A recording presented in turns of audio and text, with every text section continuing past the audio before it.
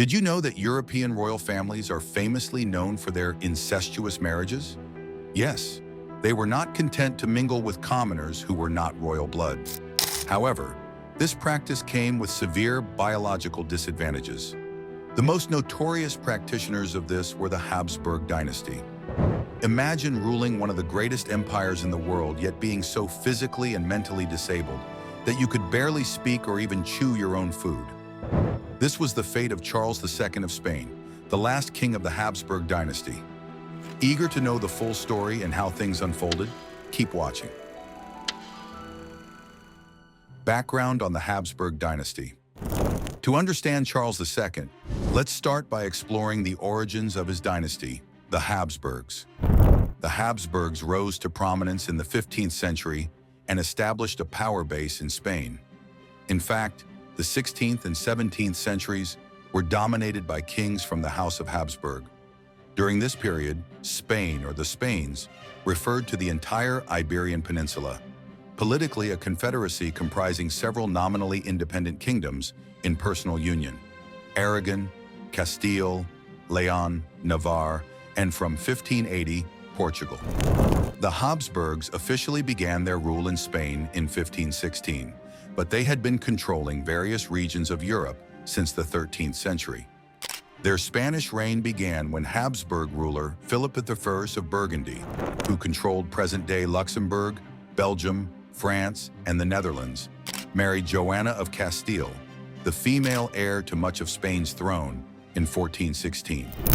After a decade of political wrangling and skirmishes with competitors for power in Spain, Philip II took the throne of Castile in 1506, 6 years after having fathered Charles V, who himself took the Spanish throne in 1516. At the time, the term Monarchia Catholica, meaning Catholic monarchy, remained in use for the monarchy under the Spanish Habsburgs. However, Spain, as a unified state, came into being only after the death of Charles II in 1700, the last ruler of Spain from the Habsburg dynasty. I'll explain why that happened later. At various times, the monarchy held power over a vast empire that included territories across 5 continents, encompassing much of the Americas and its islands: the West Indies, the Netherlands, Belgium, Luxembourg, parts of modern-day Germany, Italy, France, North Africa, and even the Philippines and other possessions in Southeast Asia. This period of Spanish history is often referred to as the Age of Expansion. Under the Habsburgs, Spain was a military and political powerhouse for almost 200 years, experiencing a golden age of literature, with writers like Miguel de Cervantes, and art, with painters like El Greco. Despite their considerable success as rulers, the Habsburgs were known for their lust for power.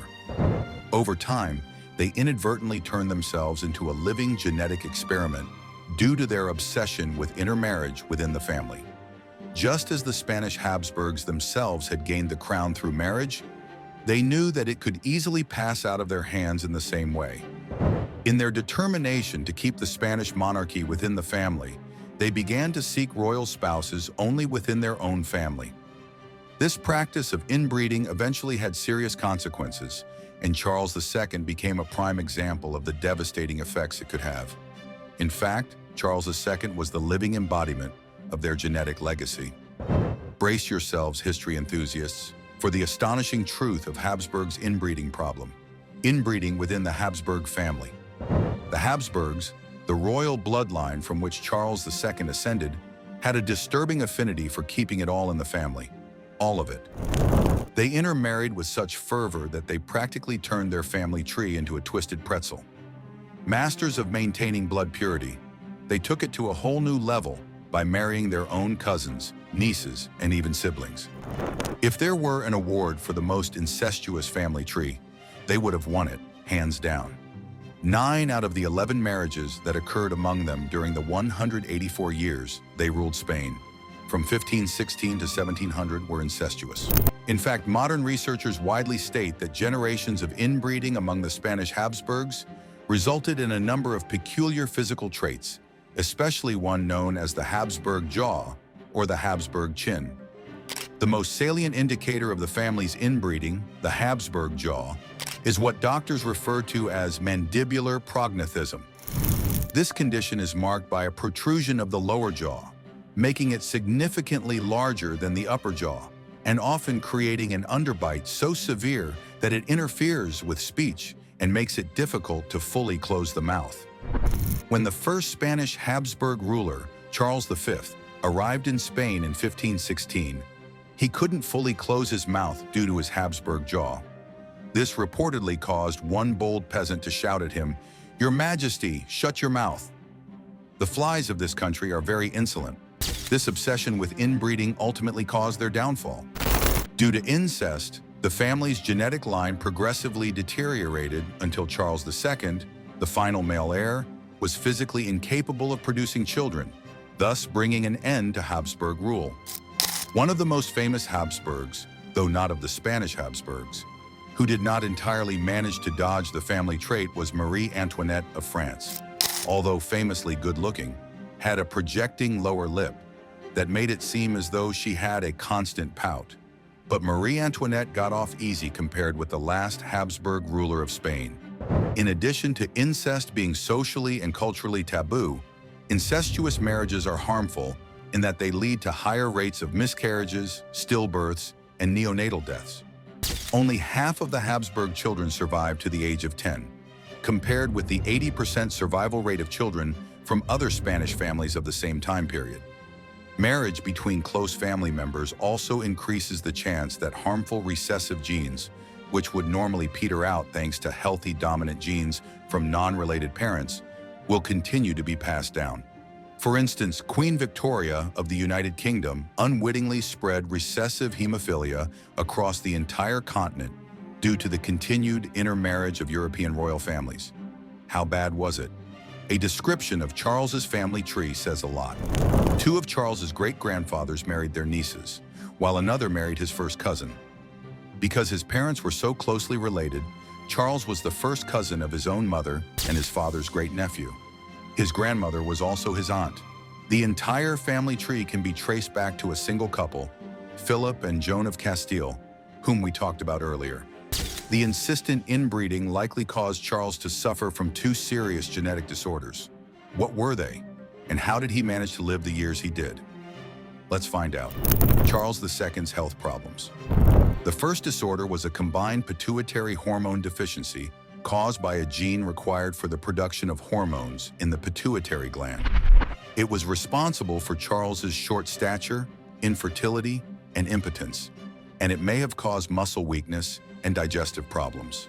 The second disorder, distal renal tubular acidosis, caused by a gene mutation, made it difficult for his kidneys to excrete acid through urine.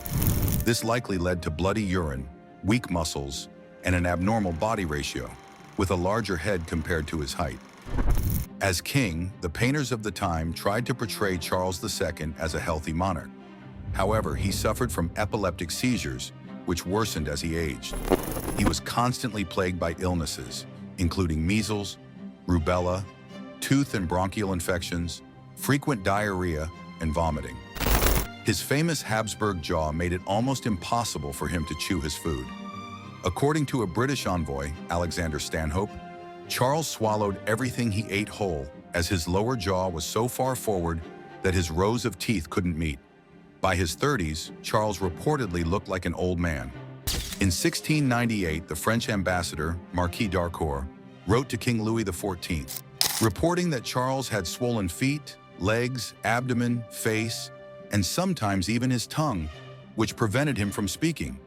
He was so weak that he couldn't get out of bed for more than an hour or two. After his death, an autopsy was performed, which was unusual for most kings, but Charles was an exception.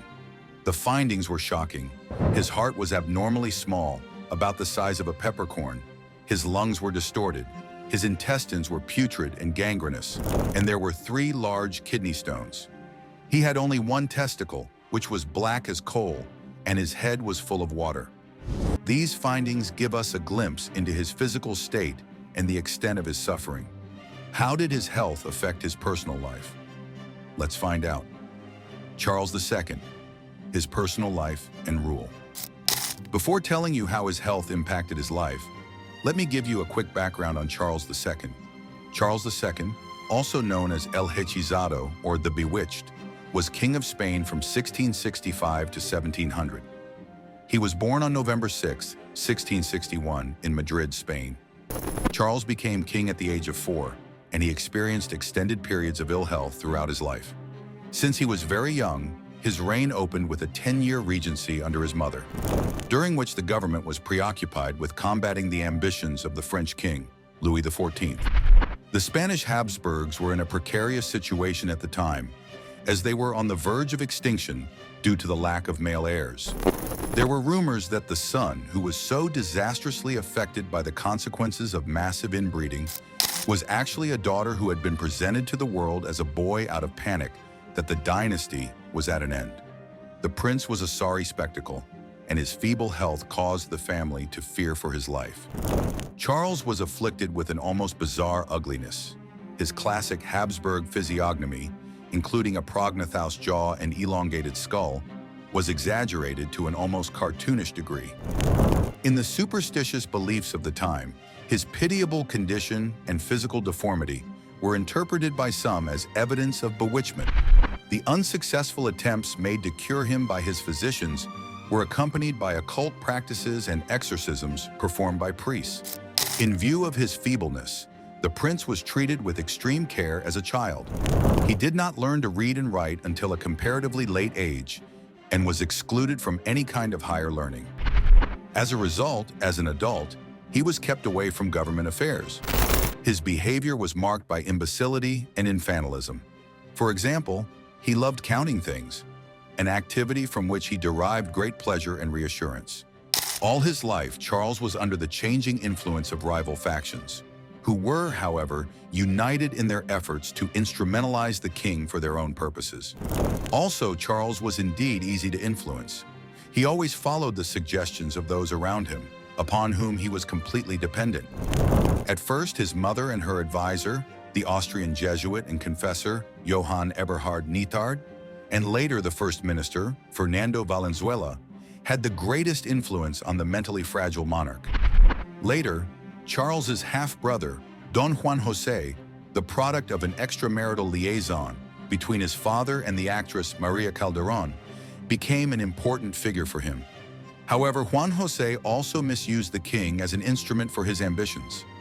According to the last will of his father, Philip IV, Charles was to be declared to have attained his majority upon turning 14 and to assume the regency.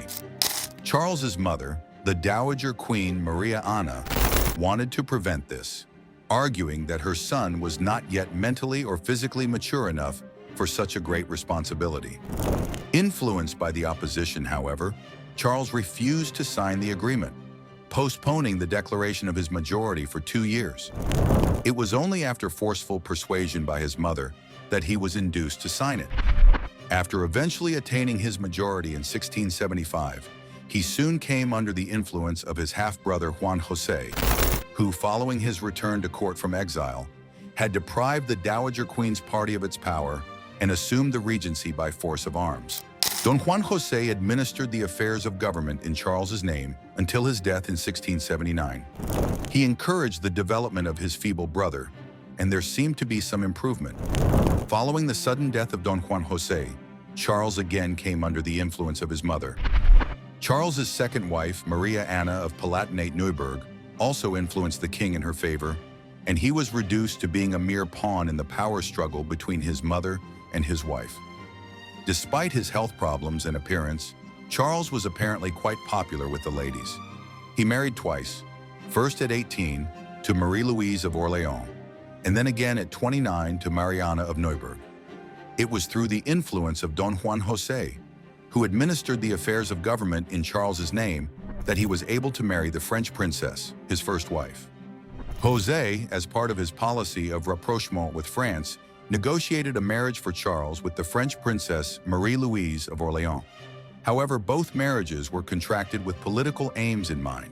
Marie-Louise of Orléans was the eldest daughter of the brother of Louis XIV, Duke Philip of Orléans, and Henrietta Anne of England. The years of their marriage were the happiest time of Charles's life, Sensitive and full of zest for life, his wife had a positive influence on him, but unfortunately she died of food poisoning in 1689, after only 10 years of a marriage that produced no offspring.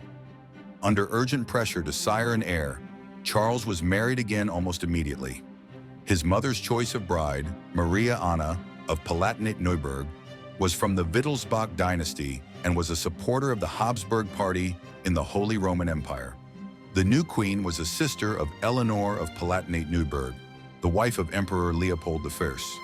Thus, Charles and the head of the Austrian line not only shared a close blood relationship, but were also related by marriage through their wives. Charles's second wife was politically very ambitious and soon carved out an important position for herself at court, often clashing with her mother-in-law. After the death of her mother-in-law in 1696, the young queen advanced into the political foreground. However, the Wittelsbach princess was rejected as a foreigner by broad swathes of the Spanish nobility. The negative atmosphere at the court and across the land was intensified by a rapid deterioration in the king's health, which manifested itself in fainting fits and seizures. In any case, Marie-Louise's marriage was intended to bring France closer as an ally, while Mariana was seen as strengthening ties with Austria. Despite these political intentions, neither marriage produced the desperately needed heir to continue the Habsburg line of Spain. The failure to produce an heir had dire consequences for both Charles and Spain. Not only did it lead to questions about Charles's virility and capability, but it also catalyzed political maneuvering among the European powers. How did his reign lead to the decline of the Spanish Empire? Let's find out. Economic and succession crisis of Spain. The Spanish crown was not just a national symbol, it represented control over extensive colonies in the Americas, as well as crucial territories in Europe, like the Spanish Netherlands and southern Italy. Charles II inherited a huge empire, but Spain was in a steep decline when he took the throne. Spain saw a massive influx of wealth from its American colonies between 1580 and 1630, but this led to extreme inflation. The Spanish monarchy was deep in debt, financing wars in Europe and the Americas. The poor leadership of the Habsburgs made these problems insurmountable, and Charles was simply incapable of ruling his empire effectively. Under him, Spain would never again reach the heights of its former glory. By the late 1690s, it was clear that Charles would not live much longer, and since he had no children, the question of succession loomed large. A vacant throne had enormous geopolitical implications. The lack of a direct successor led to increasing tension both within Spain and across Europe. Within the Spanish court, factions began to form, advocating for various European princes to be named as the heir.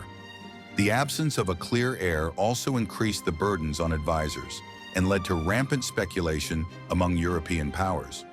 This uncertainty destabilized the Spanish government as various factions engaged in politicking to install their preferred candidate. Spain's extensive empire was too significant a prize to be ignored, and powers like France, Austria, and even England were maneuvering to place their candidates on the Spanish throne. Through Louis XIV, the French Bourbons sought to extend their sphere of influence by attempting to place one of their own in line for the Spanish crown. Austria, keen on maintaining Habsburg control over Spain, was equally proactive. Various treaties and agreements were floated in an attempt to preemptively divide the vast Spanish Empire and maintain a balance of power. For example, the partition treaties between France and England aimed to distribute Spanish territories in a manner acceptable to both. However, these efforts failed to reach any meaningful consensus, as the Spanish were understandably averse to having their empire divided by foreign powers. As Charles II's health continued to deteriorate, the geopolitical jockeying intensified. European powers understood that the Spanish succession was not just about who would sit on the throne in Madrid. It was about the balance of power in Europe, control of important trade routes, and the ideological battle between Catholicism and Protestantism. As such, alliances were made and broken, treaties were signed and then ignored, and espionage and diplomatic intrigue became the order of the day. During his reign, Charles II had a circle of advisors who exerted considerable influence, given his physical and mental limitations. These advisors were sharply divided over the issue of succession. Some were loyal to the Habsburg family and advocated for an Austrian succession, while others favored the Bourbon candidate. Yet others were pragmatic, looking for the candidate most likely to restore Spain's former glory. Factions within the court were not just ideological, they were also rooted in deeply personal loyalties and animosities. Recall I told you about the Queen's regent quest for dominance when Charles was still very young, and later his two wives also had their preferences and biases, further muddying the waters. Advisors, nobles, and clergymen were often divided not just by their preferred candidates, but also by competing visions of what Spain could be, whether it should maintain its traditional Catholic orthodoxy or modernize and adapt to changing times.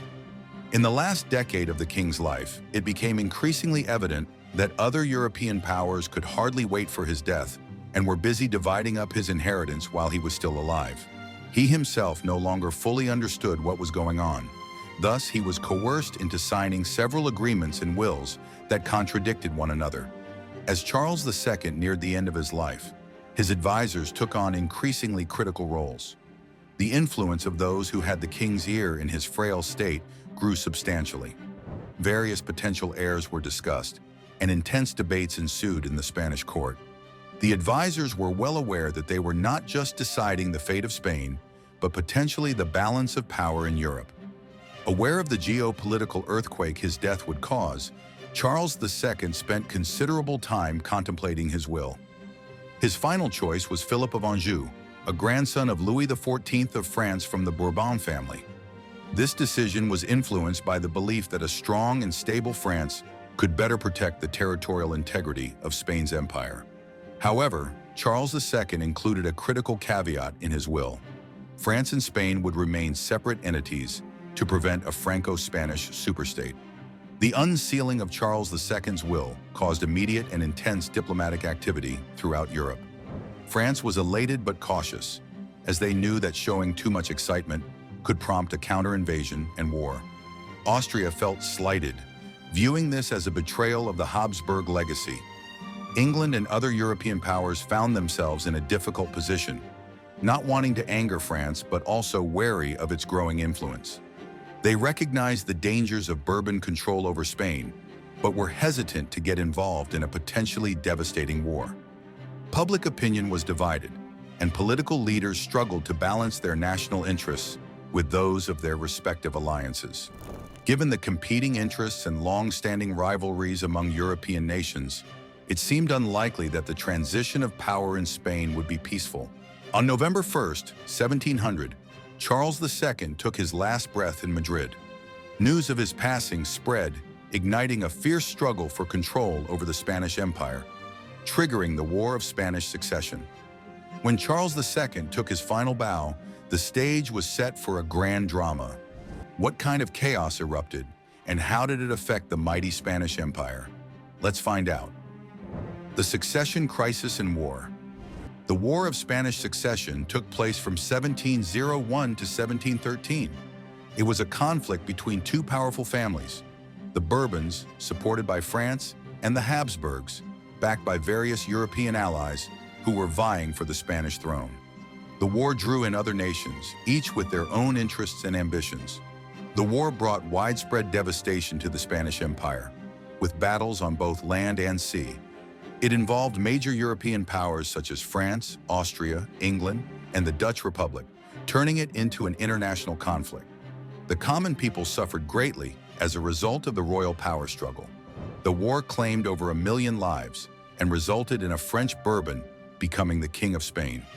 The impact of the war extended beyond Europe, affecting the global balance of power. It led to a shift in dominance from Spain to emerging colonial powers like Britain and France. The war was characterized by shifting alliances, betrayals, and fierce competition for control of the crumbling empire. The Treaty of Utrecht, signed in 1714, brought an end to the war and reshaped the balance of power in Europe. The treaty recognized Philip V, a Bourbon, as the King of Spain, marking the rise of the Bourbon dynasty. However, Spain had to cede several territories to other European powers.